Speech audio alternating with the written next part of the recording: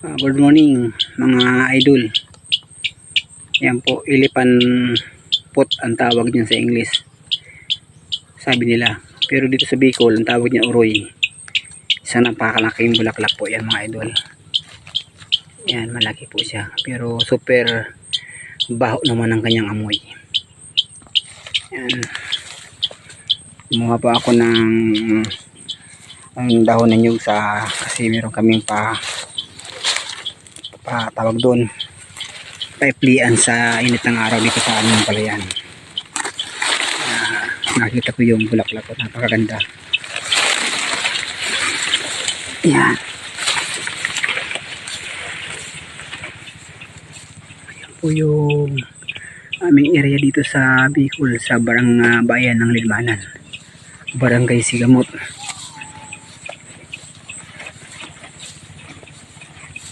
Hindi matapos-tapos ang aming trabaho.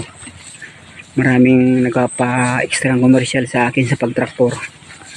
Kaya po yung aking palayan ay aking inuna munang itrabaho.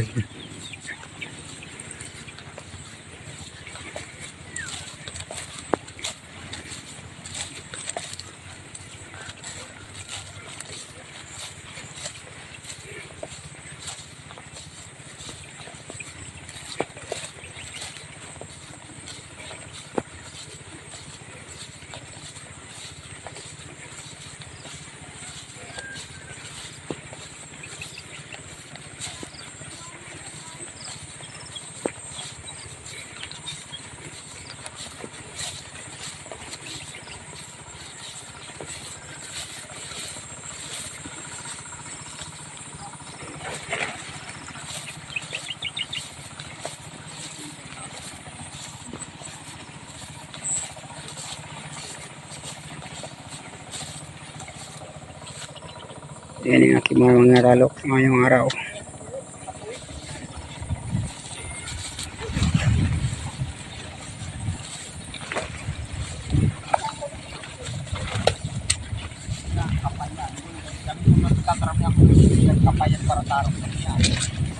Ayan po.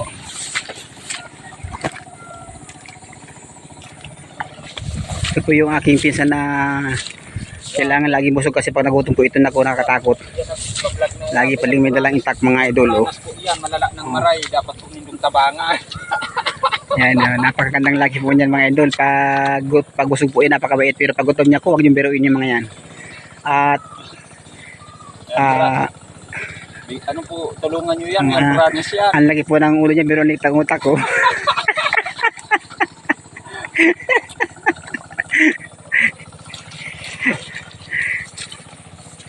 Ito naman, pag normal ng pakiramdam, napakasaya. Pero pag nakainom, kahit usapin mo, hindi kayo imikan. Yan o. Shout out dyan kay Manu Inso. Sukatri. Sukatri ba sa Inso? Ay, Saldowa. Ito yung kanyang manugang ko, napakasipag.